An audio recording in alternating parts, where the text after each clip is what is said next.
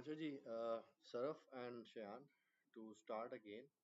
First the question है, अब तक जो मैंने पढ़ाया है वो क्लियर हो रहा है या मैं फास्ट हूँ या चीज़ें थोड़ी सी डिफिकल्ट हो रही हैं या नॉर्मल है? सब क्लियर हो रहा है। ठीक है जी सरफ। जी ठीक है।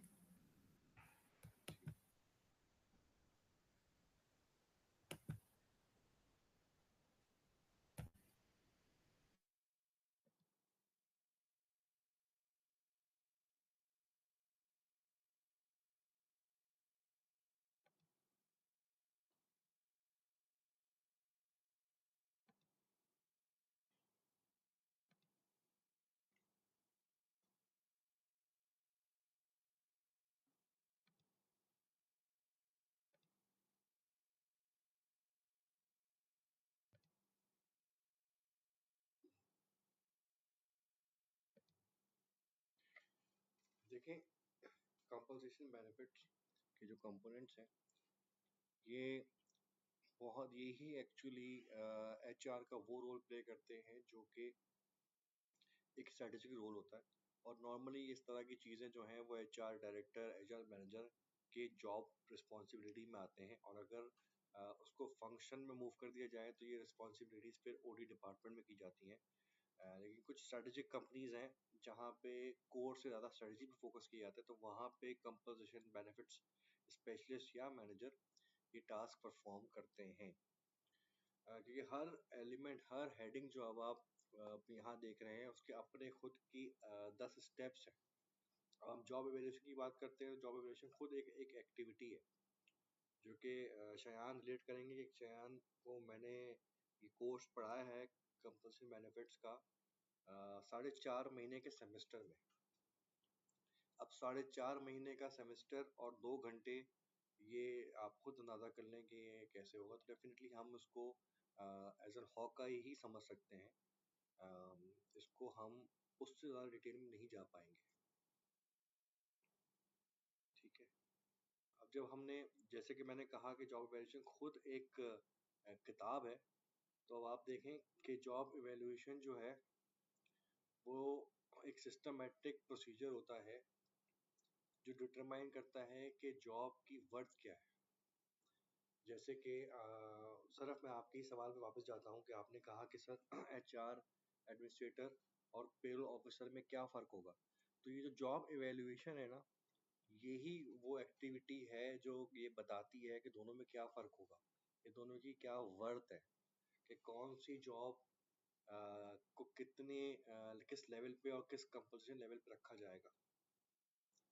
तो उसके लिए फिर उसके बाद ही आप जा सकते हैं कि डेफिनेटली अब आप कहीं पे भी जाएंगे तो कोई आपको ये नहीं बोलता कि चलो भाई आज हम जॉब रैंकिंग परफॉर्म करते हैं। 90% जगहों पे वो आपको चीज़ बनी बनाई मिली हुई होती है। तो मैं हमेशा उन स्टूडेंट्स को इनकरेज करता हूँ कि वो नए स्टार्टअप्स पे जाएं, जहाँ जब उन जगहों पे जाएं जहाँ कोई चार ना हो। तो जब वो वहाँ पे ये सब पढ़ के जब इसको लाइव इम्प्लाई करते हैं, अप्लाई करते हैं, तो फिर वो जो वो सीखते हैं। और आई विश कि वो ऑर्गेनाइजेशंस लर्निंग ऑर्गेनाइजेशंस हो, ताकि वो आपको मौका भी दें कि यार आप ट्रेडिशनल से हट के कोई काम करें। तो डेफिनेटली आप लोगों की लर्निंग पैराडिगम बहुत ज़्यादा एक नेक्स्ट लेवल को डेफिनेटली रीच करता है। लेकिन वो मौके हार्डली मिल पाते हैं। तो बाय बुक इसको परफॉर्म करने के चार तरीके होते हैं: job ranking, job grading, factor comparison और point system.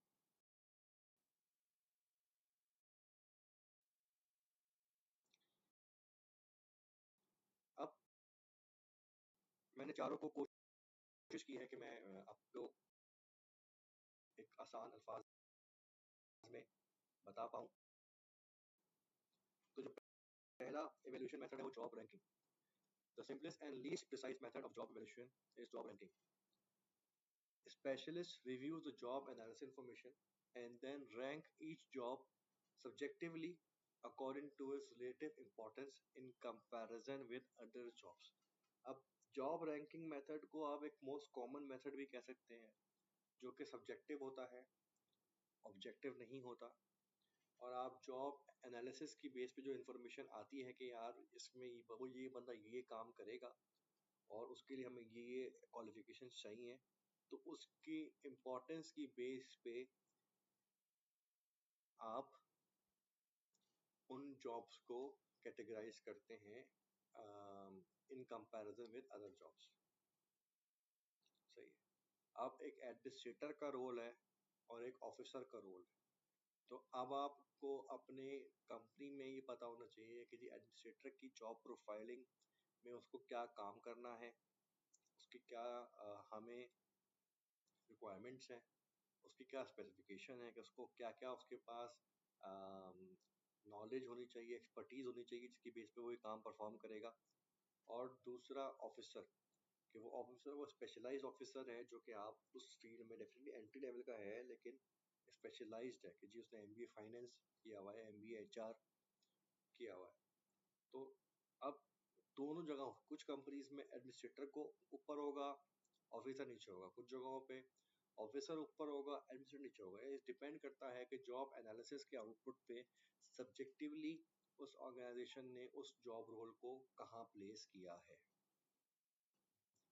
Rater may consider individual factors such as skills, efforts and working condition. अब जैसे कि मैंने कहा कि कुछ जगहों पे सब्जेक्टिव है ना, ऑब्जेक्टिव तो नहीं है, तो आपकी अपना पर्सपेक्टिव व्यू पॉइंट ज़्यादा ज़्यादा भारी होता है इसमें बनिस्बत ये कि ऑब्जेक्टिवली उसका टोटल आउटकम क्या आता है। दूसरा एवोल्यूशन मेथड है कि आप जॉब्स को ग्रेड्स में मर्ज कर देते हैं या फॉर्मुलेट कर देते हैं कि आपने लेवल्स को officer level, administrator level, supervisor level, assistant manager level, manager level, आपने ये तमाम रोल्स को एक ग्रेड में कर दिया। और जब आपने उसको ग्रेड में कर दिया तो डेफिनेटली उसकी बेस पे आपके पास ऑटोमेटिकली 1 2 3 4 5 असाइन हो जाता है। और क्योंकि आपको पता है कि भले ग्रेड हो या ना हो, आपको ऑलरेडी पता है एक चीज़ तो यूनिवर्सल है कि पोजीशंस खुद ही बताती हैं कि वो किस लेवल पे हैं। हाँ, there are certain level of positions जो नहीं बताती कि वो किस लेवल पे हैं, जो कि मिड टू लो लेवल होती हैं। तो वहाँ पे फिर आपका सब्जेक्टिव डेटाबेस और आपकी ऑर्गेनाइजेशन में उनका सैलरी, करंट सैलरी स्ट्रक्चर ये डिफाइन करता है कि आप उनको कहाँ प्लेस करेंगे। बट इन एक्चुअल जो ये मेथड बोलता है कि जिस जॉब के पास ज़्यादा ड्यूटीज और रिस्पॉन्सिबिलिटी, और मैं यहाँ पे एक वर्ड ऐड करूंगा अकाउंटेबिलिटी होती है, वो उस हिसाब से हायर ग्रेड पे प्लेस होता है। तीसरा जो इवैल्यूएशन मेथड है वो है फैक्टर कंपैरिजन। इसमें डेफिनेटली थोड़ा सा मोर स्पेशलाइज मेथड है ये, जिसमें एक बाकायदा कमिटी डेवलप फॉर्मुलेट की जाती है जो कि क्रिटिकल कंपल्सिबल फैक्टर्स को यहाँ पे एवेल्युएट करता है और उसकी बेस पे डिसीजंस लिए जाते हैं। तो मेनली इसमें स्किल्स, मेंटल एफर्ट्स देखे जाते हैं। अगर आप मुझसे पूछें sir what are the comparable factors, तो उसमें मेनली एम्प्लॉय जो है वो उसका एफर्ट्स, स्किल सेट देखता है। तो वो एक्चुअली जो यहाँ पे स्किल सेट, मेंटल और एफर्ट्स लिखे हुए हैं वो ही डिफाइन कर रहे हैं कंपैरेबल जॉब फैक्टर्स। ठीक है। और चौथा है कि जी ये पॉइंट सिस्टम, जो कि हाँ अब ये वो सिस्टम है जो कि ऑब्जेक्टिव बेस्ड है, कि जिसमें आप हर स्किल्स को, रिस्पॉन्सिबिलिटी को आप रैंकिंग देते हैं, पॉइंट्स देते हैं कि हाँ यार ये 7 है, ये 8 है, ये 5 है, ये 6 है, ये 9 है। तो उसके बाद जब आप उस सब में जैसे कि आप देते हो स्किल्स है, इसमें अकाउंटेबिलिटी कितनी है इस रोल में, ऑफिसर में कितनी है 5 है, मैनेजर में कितनी है 9 है, ओके, ऑफिसर में कितनी है 5 है, एडमिनिस्ट्रेटर में कितनी है 7 है। तो जब ये 5 7 9 जो अलग अलग जॉब रोल्स पे आप पॉइंट डालते हैं तो सबके जो फैक्टर्स हैं वो आखिर में एक टोटल पॉइंट्स बनते हैं। और जो टोटल पॉइंट्स होते हैं that equals to the score, और फिर वो डिफाइन करता है कि जी कौन सी पोजीशन हाई और कौन सी लो होगी? कोई सवाल यहाँ पे? मुझे पता है थोड़ा सा डिफिकल्ट होगा, लेकिन प्लीज पूछिए जरूर। नहीं, इट्स ओके।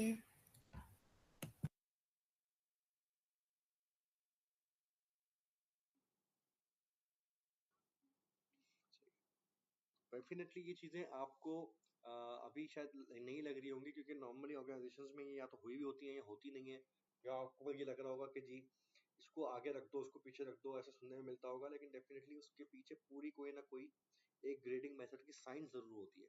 तो डेफिनेटली आइंदा कभी आपकी ऑर्गेनाइजेशन में ऐसा कुछ हो कि किसी नई पोजीशन को क्रिएट किया जाए और ये डिसाइड किया जाए कि इसको हमने कहाँ रखना है, या वो जॉब टाइटल ही नया हो, तो फिर आप उसमें ये बात जरूर सोचिएगा कि उन्होंने किस बेस के ऊपर इसको इस ग्रेड पे रखा है। तो आपको बहुत सारे सवालों के जवाब मिल जाएंगे।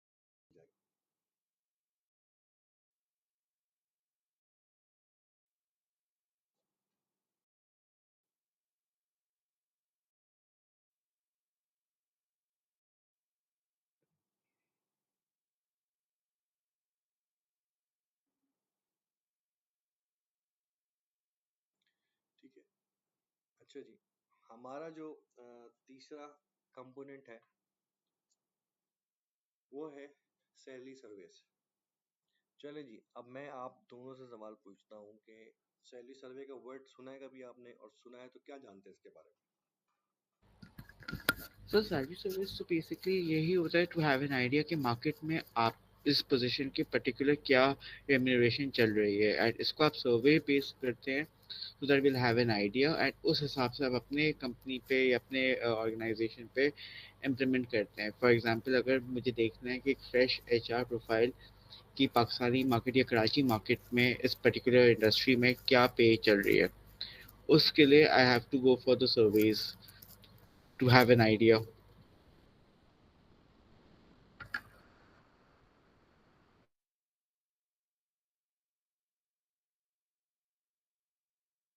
सही। अब इसमें इसको मैं लिंक कर रहा हूँ, जो मैंने आपको पे स्ट्रक्चर डेवलप करने के लिए एक्सटर्नल इक्विटी बताया था। तो टेक्निकली सैलरी सर्वे आपको आपकी एक्सटर्नल इक्विटी जानने में हेल्प आउट करते हैं, क्योंकि इंटरनल इक्विटी तो आपके पास ऑलरेडी है। यस सर, वो तो हमारे पास है already.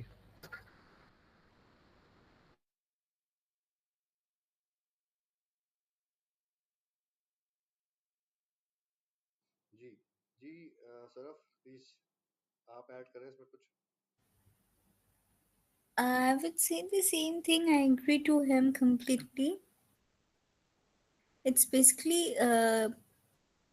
making out a survey regarding the salary and the benefits. But there's a question for me, even if we do the survey to identify this and do the market research, who do we like, how, apart from our contacts, how do we explore this survey?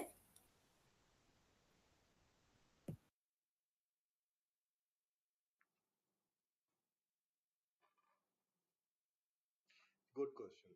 देखें, इसीलिए ये चीज़ें इतनी common नहीं होती, क्योंकि हमें पता ही नहीं होता कि ये कौन करता है और ये कैसे होती है। देखिए, इसके दो मेथड है। एक होता है कि जी आप खुद इसको कंडक्ट करें, और एक होता है कि जी आप आउटसोर्स करें। और मार्केट में क्योंकि कोई भी कंपनी आपको अपनी सैलरीज नहीं बताएगी खुद से डायरेक्ट कंपटीशन को, तो उसके लिए एक मिडवे आ गया है। मिडवे ये आ गया है कि अब ऑर्गेनाइजेशंस अवेलेबल हैं जो आपके बिहाफ पे सर्वे कंडक्ट करती हैं, और वो एक कॉन्सेंट लेती हैं। उनको उनका काम ही यही है। तो उन्होंने जाके इंडस्ट्री टू इंडस्ट्री कॉन्सेंट लेके उनसे एक एमओआई या एमओयू साइन करवा लिया है, कॉन्सेंट अंडरस्टैंडिंग, जिसकी बेस पे, क्योंकि उनको भी सामने वाले का पता करना होता है और सामने वाले को उनका पता करना होता है, तो इस तरीके से एक मिडवेयर के थ्रू इंफॉर्मेशन जो है वो शेयर की जाती है, और फिर वो एक रिपोर्ट तैयार होती है, और तैयार होने के बाद फिर वो शेयर की जाती है। अगर मैं आपसे बोलूं, तो आप बहुत से बहुत अपने कॉन्टेक्ट्स में दो चार छह लोगों से पूछ लेंगे, लेकिन अगर आपको एक पूरी ऑर्गेनाइजेशन का सैलरी पोजीशन का सैलरी स्ट्रक्चर चाहिए तो वो एक नॉर्मल आदमी के लिए इतना आसान नहीं होगा। अगर तो आप इसीलिए डिफरेंट डिफरेंट कंपनीज जो हैं वो सेम इंडस्ट्री के लोगों को इसलिए प्रेफर करती हैं एचआर में कि अगर मैं एक कंपनी से आया हूँ और मैं अब उसके कंपटीशन को ज्वाइन कर लिया है तो ऑटोमेटिकली ये बात तो तय रहेगी ना कि मेरे पास उस कंपनी का स्ट्रक्चर होगा। अगर फाइल में ना भी हो तो दिमाग में तो होगा। इसीलिए अगर आप नोट करें तो सेम कंपटीशन की कंपनी आजकल आपस में एक ट्रीटी साइन करती हैं कि हम एक दूसरे के लोग नहीं तोड़ेंगे। उसका रीजन ही यही होता है कि उनको पता है कि पूरी की पूरी चीज लीक आउट हो जाती है। ठीक है, तो ये है। और इसलिए बेस्ट जो ऑर्गेनाइज मर्सर एक नाम है, आप सर्च कर लीजिएगा, यूएई बेस्ड है शायद, MERCER। तो ये one of the best survey providers हैं जो कि ऑर्गेनाइजेशंस को इंडस्ट्री बेस्ड डाटा प्रोवाइड करते हैं। और कुछ कंपनी जैसे कॉर्नफेरी है, कॉर्नफेरी तो बाकायदा इंडस्ट्री बेस्ड रिपोर्ट पब्लिश करती है जो आपको परचेज करनी पड़ती है। अगर आपने रिपोर्ट परचेज कर ली तो आपको डेफिनेटली एक हॉक आई व्यू तो मिल जाएगा, लेकिन अगर आपने उन सर्विसेज लेनी तो वो डेफिनेटली सर आपको पाकिस्तान मर्सर में से कौन सी लेनी ऐसी पड़ेगी जो कंपनी है? बेस्ट सर्वे करके देते हैं आपको।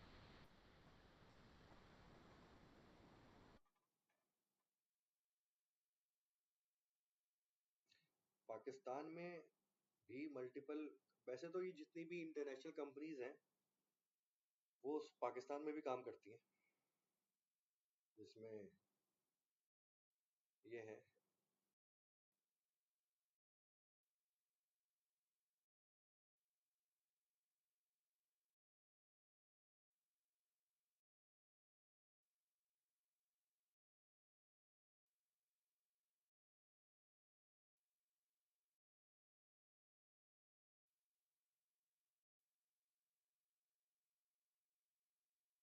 एक और कंपनी है जो पता नहीं अभी काम कर रही है कि नहीं, एक पाशा नाम की ऑर्गेनाइजेशन थी जो सॉफ्टवेयर हाउस एसोसिएशन, इन्होंने भी शुरू किया था, लेकिन जो सबसे ज्यादा कॉमन है वो है अबेकस।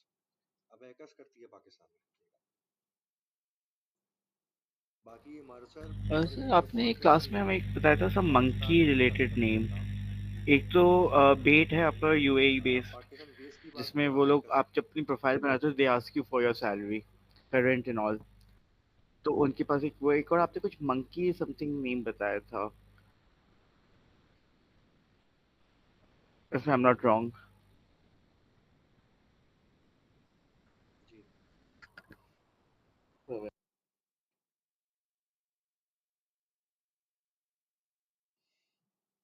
हाँ, इस तरीके, जी जी बिल्कुल मुझे याद आ गया अब।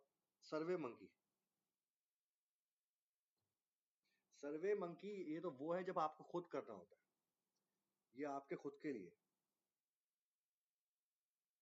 ये वो तरीका है, ये वो प्लेटफॉर्म है, वन ऑफ द प्लेटफॉर्म है जब आपको सर्वे करना है तो आप सर्वे मंकी का प्लेटफॉर्म यूज करके उसका लिंक बना के आप लोगों को भेज सकते हैं। और जो जो जिस तरह base.com करता है, जिस तरह नौकरी गल्फ करता है, तो अगर आपको ये करना है तो मंकी गल्फ की सब्सक्रिप्शन लेके सर्वे मंकी की आप वहां से फॉर्म बनाएं और आप उसको राउट आउट करें, और जो जो उसको फिल करता रहेगा आपके पास वो डाटा आता रहेगा।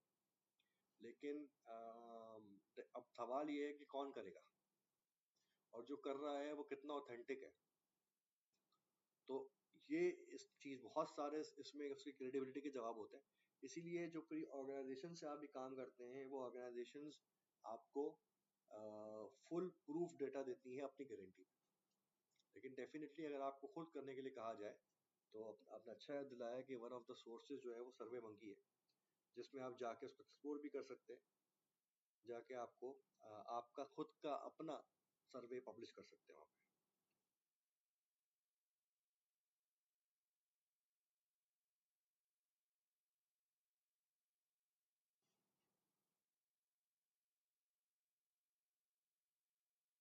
कोई सवाल?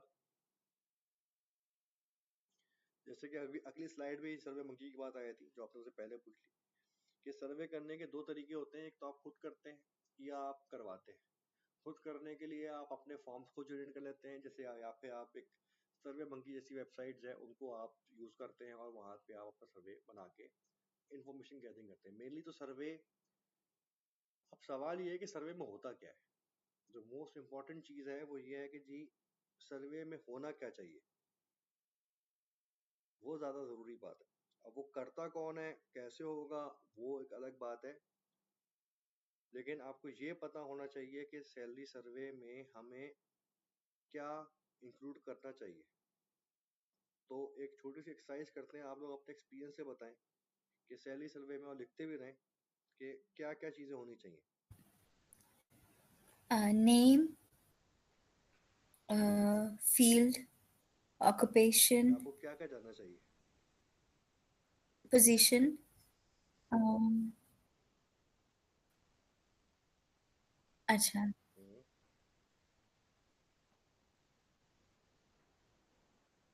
पोजीशन, ठीक है। नेम जरूरी नहीं होता क्योंकि लोग नाम नहीं बताते, तो नाम तो छोड़ दें। ऑर्गेनाइजेशंस बताई पूछी जाती हैं, अगर ऑर्गेनाइजेशन बताने में भी मसला है तो मेन इंडस्ट्री बहुत इंपॉर्टेंट सवाल होता है कि इंडस्ट्री पूछी जाती है कि आप किस इंडस्ट्री से हैं, आप कितना total number of year experience क्या है, ठीक है, आपकी स्टार्टिंग पोजीशन क्या थी, आपकी करंट पोजीशन क्या है, आपकी स्टार्टिंग सैलरी क्या थी, आपकी करंट सैलरी क्या है, आपका टोटल टेन्योर उस कंपनी में कितना हुआ है, आपका टोटल टेन्योर ओवरऑल कितना हुआ है। ये है बेसिक इंफॉर्मेशन के सवाल। उसके बाद फिर आप उनके रेमुनरेशन के सवाल पूछते हैं कि आपकी सैलरी क्या है, सैलरी के कंपोनेंट्स क्या क्या हैं, डायरेक्ट क्या क्या मिलता है, इनडायरेक्ट क्या क्या मिलता है। ये सारी चीजें आप उनसे पूछते हैं, और जब ये सारा डेटा आपके पास आ जाता है तो फिर आजकल तो पावर बीआई और एआई की मदद से आपको बहुत आसानी से ये सवाल के जवाब मिल जाते हैं। अब आप मुझसे पूछ सकते हैं सर मैं ये क्यों पूछ रहा हूँ कि मेरी स्टार्टिंग सैलरी क्या थी और मेरी सैलरी आज क्या है।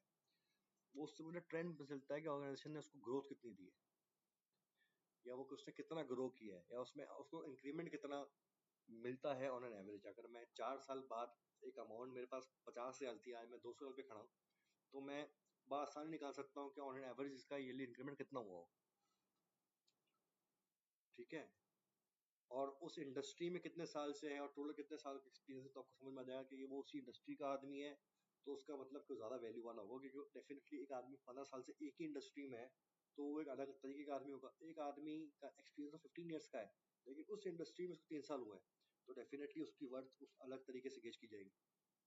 तो ये सारे के सारे सवालात जब आप कहीं से भी करवाएं, ये बात जहन में रखिएगा कि रिक्वायरमेंट्स आप ही देते हैं।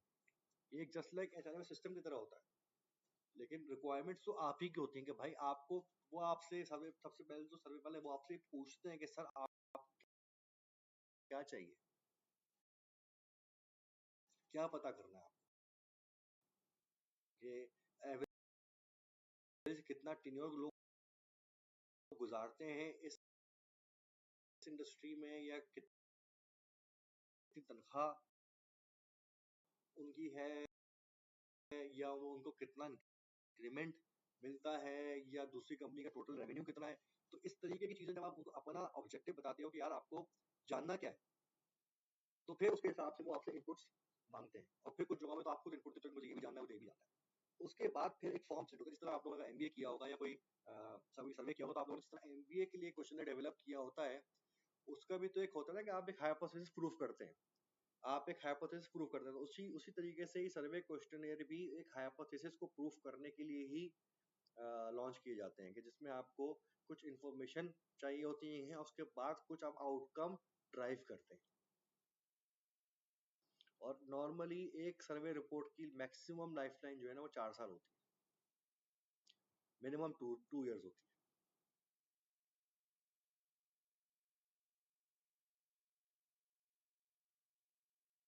ठीक है, जैसे कि मैंने आपको बताया कि ऑब्जेक्टिव ऑफ सैलरी सर्वेज जो हैं, सैलरी एंड बेनिफिट सर्वेज, जो पहला है कि जी आपको इंडस्ट्री बेस्ड पे स्टैंडर्ड को के लिए इन्फॉर्मेशन गैदर करनी होती है, आपको मार्केट बेस्ड कंपनसेशन ऑफर जो क्या की जा रही है वो पता करनी होती है, आपको आपका तरीके वाला फेयर कंपल्सरी सिस्टम डेवलप करना होता है, और आपको डेफिनेटली रिवॉर्ड स्ट्रेटजीज बनानी है कि आपको कंपैरेटिव एडवांटेज किस तरह मिल सकता है।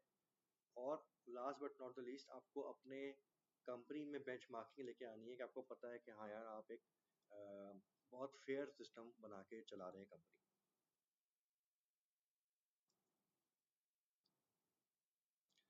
अब सर्वेस के भी दो टाइप होती है, एक होता है स्टैंडर्ड सर्वे, एक होता है कस्टम सर्वे।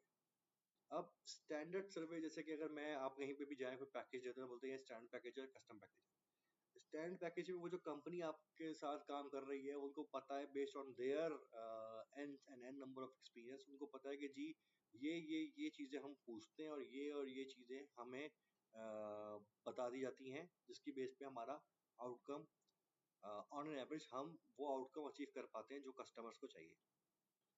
कस्टम सर्वे होता है कि नहीं जी, कंपनी बोलती है नहीं मुझे तो ये भी जानना है, मुझे तो इसमें एक्स भी जानना है, मुझे तो वाई भी जानना है, तो उसके लिए फिर कंपनीज फर्दर फील्ड्स ऐड करवाती है। फिर डेफिनेटली उसके शायद कुछ चार्जेस भी अलग होते हैं और कुछ शायद उस पर कॉन्फिडेंशियल एलिमेंट भी होता है, लेकिन डेफिनेटली वही इन्फॉर्मेशन दी जाती है जो कि सब रजामंद है देने के लिए। कि ऐसा नहीं हो सकता कि एक के लिए वो चीज़ कॉन्फिडेंशियल है लेकिन उसको दूसरे की चाहिए, तो ऐसा पॉसिबल नहीं है। तो जो वो स्टैंड सर्वे होता है वो एक्चुअली वही सारी फील्ड्स होती हैं नहीं जिसमें सर, इट्स नॉर्मली ओके। सब की सब कंपनी जो भी इस पर पार्टिसिपेट करती हैं वो एग्री टू गिव होती है। कोई सवाल यहाँ तक?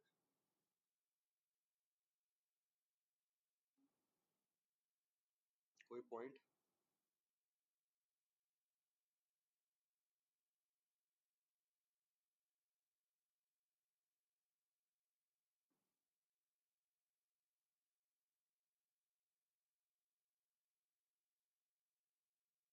अब सर्वे हो गया, सर्वे होने के बाद सर्वे की रिपोर्ट आती है और जो सर्वे की रिपोर्ट्स आती हैं उनकी बेस पे आप ये डिसाइड करते हैं कि आपका objective of the study meet हुआ है या नहीं हुआ, या आपको चीज़ें कंक्लूजन हो पाई हैं या नहीं हो पाई। नॉर्म में तो डेफिनेटली जब आप डेटा रिक्वायरमेंट सही देते हैं, डेटा कलेक्ट सही करते हैं, तो ऑब्वियसली बात है कि आपको जो आउटकम है वो सही ही मिलता है।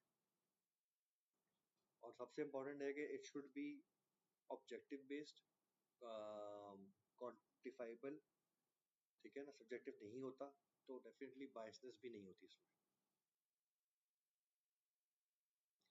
अब ओवरऑल इस सारे कंपोनेंट्स का या इस पूरी आज की इस थ्योरी का एंड पॉइंट ये है कि कंपनसेशन मैनेजमेंट का जो फंडामेंटल पर्पस है वो ये है कि हम एक fair compensation and benefit system बना पाए जिसमें लोगों को उनकी मेहनत के पैसे, हक के पैसे मिलें और उतने मिलें जितना जितना वो काम कर रहे हैं, जितना उनकी काम की वैल्यू है।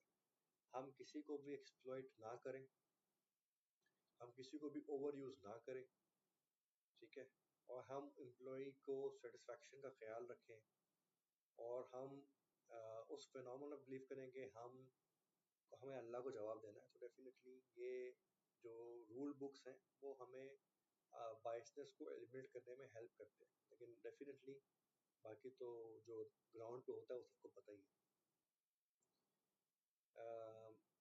कंपनसेशन रिवॉर्ड सिस्टम जो कि अप टू द मार्क होते हैं that bring peace in the relationship between employ and employers, and definitely it promotes and aim to create a healthy competition amongst them and encourage employee to work hard। सही है।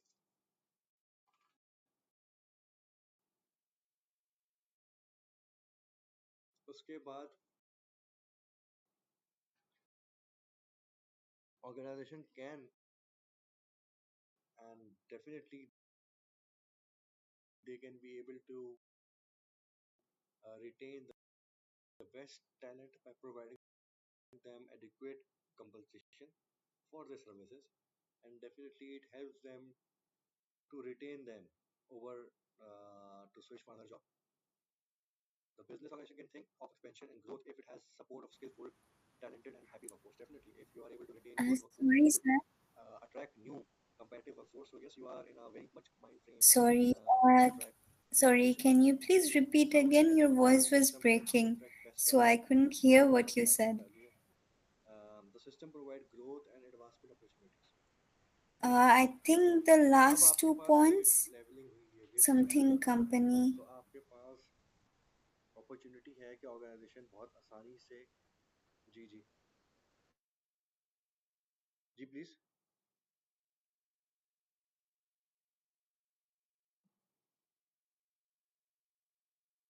Okay, from last what you have हेard?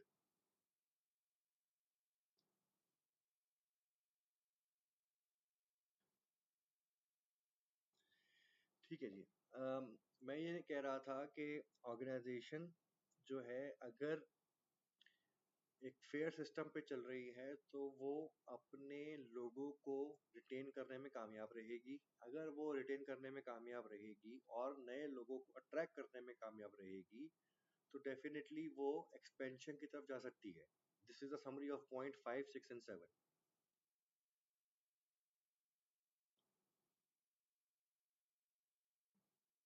Clear? मैं फिर repeat कर देता हूं कि अगर company के पास fair and square compensation system होगा तो वो नए टैलेंट को तो अट्रैक्ट कर ही पाएगी, साथ में जो उनका एक्चुअल कंपैरेटिव वर्कफोर्स है उनको भी रिटेन कर पाएगी ताकि वो स्विच ना करें। और अगर वो नए टैलेंट को अट्रैक्ट कर पाए और अपने टैलेंट को रिटेन कर पाए तो डेफिनेटली वो एक एक्सपेंशन की तरफ जा भी Yes, सकती sir. है। और उसके बाद आपके पास उन्हीं लोगों के लिए उनकी एडवांसमेंट अपॉर्चुनिटीज भी होंगी जिसकी वजह से वो लोग ग्रो भी कर सकते हैं उस कंपनी में रहते हुए।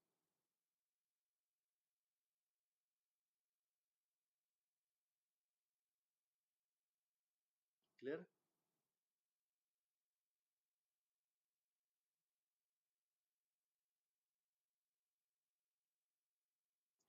अच्छा, अब इसका जो आज का जो मेन एक एक्टिविटी है जिसमें आप लोगों को ये पता होना चाहिए कि कंपलसेशन में होता क्या है। तो आपने एक वर्ड लिखे CTC और उसके आगे लिखें equals to cost to company. अब आप जो हैं जो एम्प्लॉयज को सैलरी मिल रही है, अगर मैं आपकी एग्जांपल लेके चलता हूँ, अगर एक आपको वो एक एन अमाउंट की सैलरी देते हैं तो that is not the cost to company. ठीक है, वो आपकी डायरेक्ट कॉस्ट है जिसको हम बोलते हैं डायरेक्ट कंपनसेशन। जो सब कुछ जो आप पैसे की मद में एक एम्प्लॉय को दे रहे हैं वो उसकी डायरेक्ट कॉस्ट है। लेकिन जब आप सीटीसी की बात करते हैं तो जो एलिमेंट्स हमने इनडायरेक्ट कंपनसेशन में रखे थे हम उसको भी अमाउंट में कन्वर्ट करते हैं। और जब हम उसको अमाउंट में कन्वर्ट करते हैं और उसके बाद जो टोटल अमाउंट निकलती है that is the actual cost to company जो एक एम्प्लॉय को हायर करने में हमें बेयर करनी पड़ती है। ये एक बहुत इंपॉर्टेंट पॉइंट है जो हर एचआर को पता होना चाहिए कि what is the cost to company, CTC। जैसे अभी आप बैठ के अपनी खुद की कॉस्ट टू कंपनी निकालिएगा, वो किस तरह निकालेंगे आप कि जो कंपनी आपको सैलरी दे रही है वो तो आप रखें, प्लस जो कंपनी आपको बेनिफिट्स दे रही है उसको उसको आप इन कन्वर्ट कर लें अमाउंट में। फॉर सपोज अगर कंपनी ने आपको हेल्थ इंश्योरेंस दी हुई है, ठीक है, हेल्थ इंश्योरेंस दी हुई है तो वो डेफिनेटली अगर फैमिली है तो फैमिली की multiply by number of family members हो जाएंगे। अगर खाली इंडिविजुअल है तो आपकी पर ईयर की जो इंश्योरेंस रिन्यूअल कॉस्ट है वो आपके साथ वो अमाउंट ऐड होगी। ठीक है, उसके अलावा जो कंपनी आपको अगर कोई ट्रांसपोर्टेशन देती है यानी कि कार देती है या आपको कोई और ऐसी चीज़ देती है जो सर्विस है, जैसे कि आप एमिरेट्स आईडी है, अगर आपका कंपनी का एमिरेट्स आईडी है आपके पास और वो आपका रिन्यूअल करवाती है तो वो रिन्यूअल की भी कॉस्ट होती है। सही है। इसी तरीके से और कोई कुछ कंपनी में फूड दिया जाता है तो वो फूड की कॉस्ट निकाली जाती है। तो इस तरीके से और कुछ जगहों पे तो और डेप्थ जाया जाता है, इवन कि जो इलेक्ट्रिसिटी और जो आपकी कॉस्ट टेबल है वो भी एडवांस से ली जाती है कि भाई हमें पर टेबल कॉस्ट पे कितनी लाइट और कितनी लग रही है। ये सारी चीज़ें एड अप होके आपकी डायरेक्ट पेमेंट पे ऐड होती हैं और फिर जो अमाउंट निकलती है that is called cost to company. और उसके बाद फिर वो डेटा फाइनेंस में शेयर किया जाता है तो फिर उसके बाद पता चलता है कि कंपनी कितने फायदे में जा रही है और कितने नुकसान में जा रही है।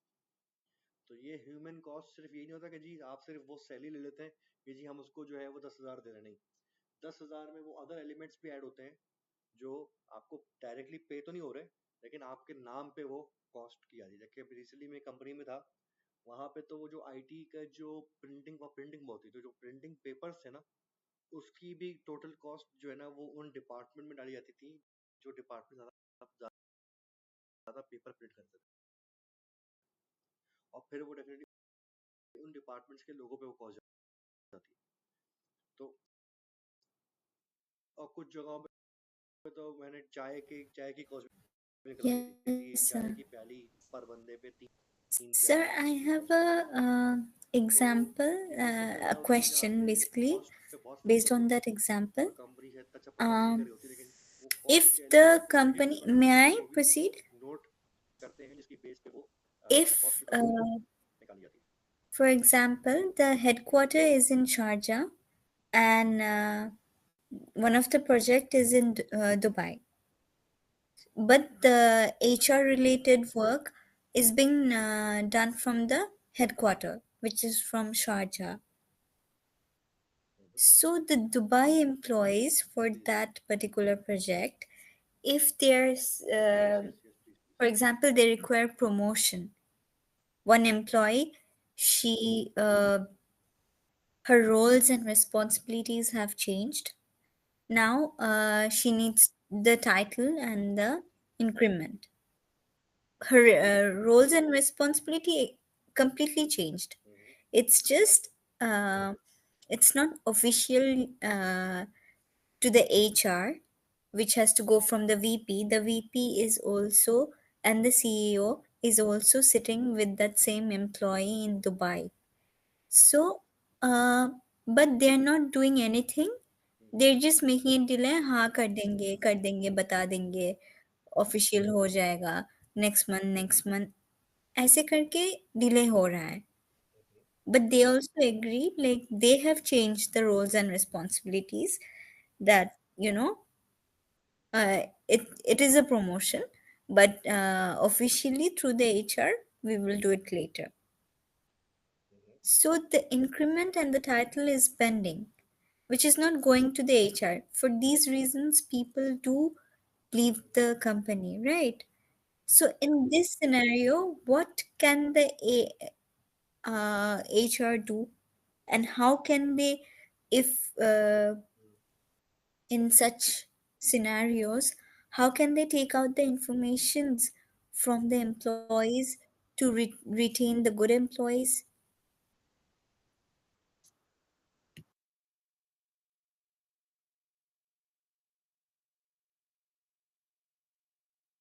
बिल्कुल बिल्कुल।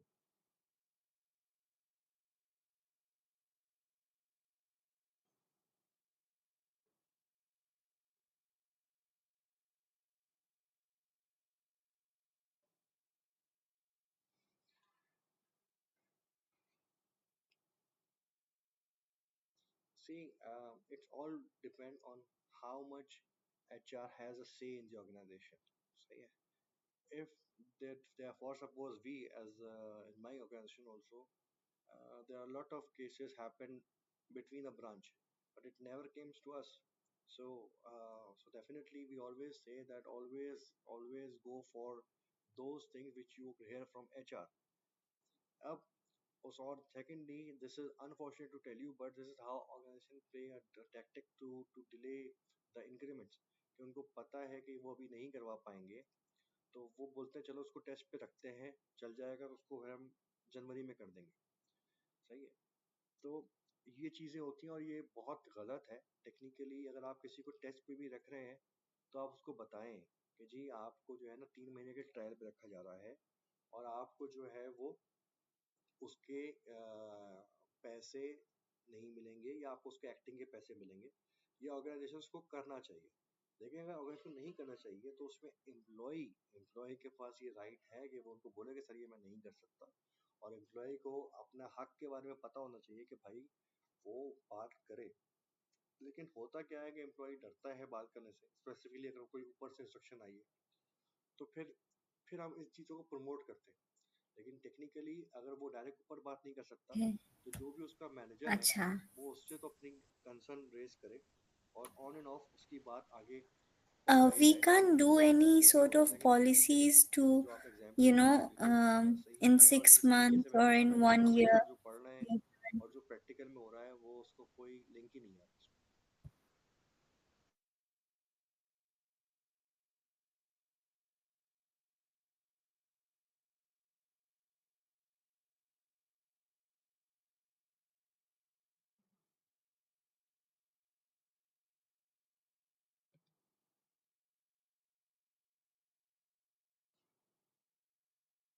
Yes, see, that's what I'm saying. That's what I'm saying. The first thing I said that it should be come through HR. HR should have a policy for any job changes. He should be moved to this, and he should be getting an acting allowance for that role. But अगर जैसे कि आपने कहा कि वो officially आया ही नहीं है, तो अगर कोई पॉलिसी बनी भी होगी तो कैसे इम्प्लीमेंट करोगे जब तक HR